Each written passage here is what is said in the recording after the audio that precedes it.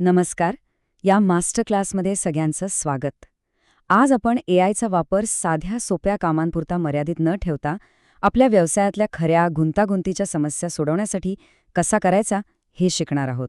म्हणजे प्रॉम्प्ट्सच्या माध्यमातून एआयकडून अत्यंत अचूक आणि विश्वासार्ह रिझल्ट्स कसे काढायचे याचं तंत्र आपण आज समजून घेणार आहोत.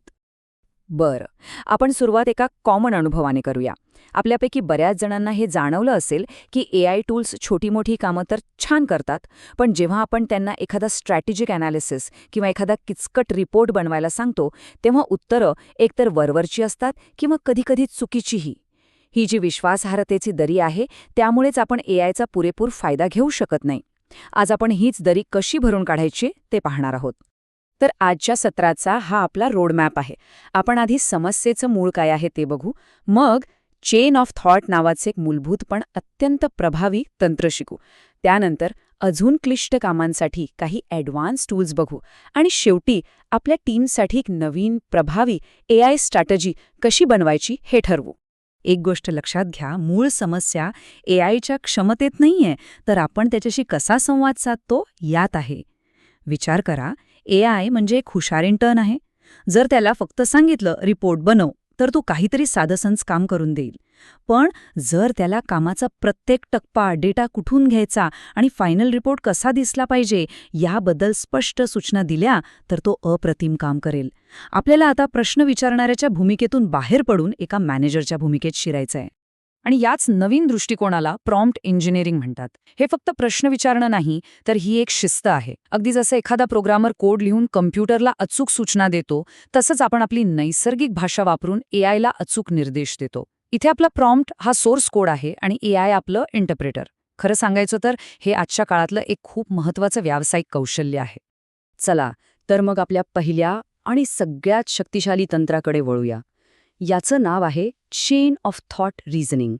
हे तंत्र एआयला फक्त अंतिम उत्तर द्यायला भाग पाडत नाही, तर त्या उत्तरापर्यंत पोहोचण्याची संपूर्ण विचार प्रक्रिया टप्प्याटप्प्याने मांडायला लावतं.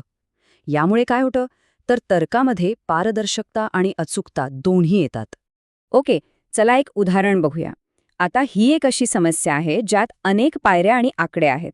अशा समस्या थेट विचारल्यावर एआय मॉडेल्स अनेकदा गोंधळून जातात, कारण ते थेट उत्तरावर उडी मारायचा प्रयत्न करतात. क्षणभर विचार करा की आपण हे गणित कसं सोडवू. आता इकडे बघा, हा फरक किती मोठा आहे. डावीकडे आपण थेट प्रश्न विचारला आणि एआयने चक्क चुकीचं उत्तर दिलं.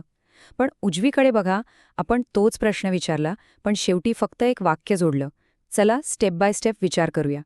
आणि फक्त या एका सूचनेमुळे एआयने योग्य तर्क लावला आणि अगदी अचूक उत्तर दिलं. हा बदल खरंच खूप मोठा आहे. मग हे इतकं प्रभावी का आहे? याचं कारण असं की हे तंत्र एआयच्या ब्लॅक बॉक्स विचार प्रक्रियेला उघडं पाडतं. ते आपल्याला दाखवतं की एआयने कोणत्या तर्काच्या आधारावर निष्कर्ष काढला. त्यामुळे आपल्याला फक्त उत्तर बरोबर आहे की नाही हे तपासता येत नाही, तर त्याची विचार करण्याची पद्धती तपासता येते. आणि जर कुठे चूक झाली असेल तर ती दुरुस्तही करता येते. ठीक आहे, चेन ऑफ थॉट गणित किंवा सरळ प्रक्रिया असलेल्या कामांसाठी उत्तम आहे. पण समजा आपल्याला एखाद्या नवीन बाजारात प्रवेश करण्यासारखा धोरणात्मक निर्णय घ्यायचा आहे, जिथे अनेक संभाव्य मार्ग आहेत आणि खूप अनिश्चितता आहे. मग काय? अशा वेळी आपल्याला ह्यापेक्षाही प्रगत साधनांची गरज लागते. ही स्लाइड म्हणजे आपल्या ॲडव्हान्स टूल किट आहे. पहिलं चेन ऑफ थॉट, जे सरळ रेषेत विचार करतं. दुसरं आहे ट्री ऑफ थॉट्स, जे एकाच वेळी अनेक संभाव्य मार्गांचा विचार करतं. हे स्ट्रॅटेजिक प्लॅनिंगसाठी उत्तम आहे. आणि तिसरं रिॲक्ट, जे तर्क आणि कृती एकत्र आणतं. म्हणजे जेव्हा एआयला बाहेरच्या जगातून माहिती मिळवायची गरज असते, तेव्हा हे खूप उपयोगी पडतं. ट्री ऑफ थॉट्स हे खास करून धोरणात्मक निर्णयांसाठी खूप महत्त्वाचं आहे.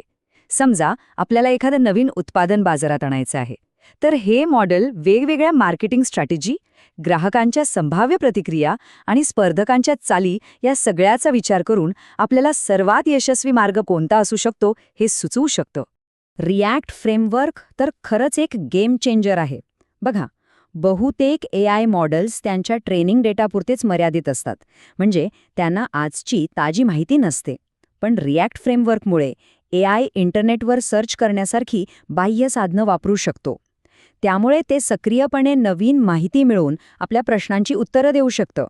हे विचार करा, कृती करा आणि निरीक्षण करा अशा एका शक्तिशाली चक्रात काम करतं. याचं महत्त्व असं आहे की AI एकाच दमात उत्तर देण्याचा प्रयत्न करत नाही. ते आधी एक योजना बनवतं, माहिती मिळवण्यासाठी कृती करतं आणि मिळालेल्या नवीन माहितीच्या आधारे आपली योजना अधिक चांगली बनवतं. ही एक सतत शिकण्याची प्रक्रिया आहे, अगदी एखाद्या मानवी तज्ज्ञासारखी. तर ही सगळी तंत्र एकत्र करून AI सोबत काम करण्याची एक नवीन कार्यपद्धती तयार होते. एक नवीन प्लेबुक. ह्या फक्त काही टिप्स नाहीयेत, तर विश्वासार्ह परिणाम मिळवण्यासाठी ही एक संपूर्ण रणनीती आहे. तर आपल्या टीमसाठी हे आहेत नवीन प्लेबुक. पहिला नियम, मोठ्या समस्यांना नेहमी लहान भागांमध्ये तोडा. दुसरा नियम, स्ट्रॅटेजिक कामांसाठी AIला अनेक पर्याय शोधायला सांगा, म्हणजे आपल्याला सर्वोत्तम मार्ग निवडता येईल. तिसरा आणि महत्त्वाचा नियम, ज्या कामांसाठी लेटेस्ट माहितीची गरज आहे तिथे AIला योग्य साधनं वापरण्याची परवानगी द्या. आणि लक्षात ठेवा, प्रत्येक प्रॉम्प्ट हा एक प्रश्न नाही, तर एक स्पष्ट निर्देश आहे. चला, या विचाराने शेवट करूया. विचार करा, जेव्हा आपल्या टीममधला प्रत्येक सदस्य AIला एक भागीदार म्हणून वापरून आपल्या सगळ्यात गुंतागुंतीच्या कामांवर विश्वासार्हपणे काम करू शकेल, तेव्हा आपल्या कामाची पद्धत, आपली प्रोडक्टिव्हिटी आणि आपल्या व्यवसायाची दिशाच कशी बदलेल. ही गोष्ट फक्त चांगली उत्तरं मिळवण्यापुरती नाही, तर समस्या सोडवण्याच्या पद्धतीत क्रांती घडवण्याची ही एक मोठी संधी आहे.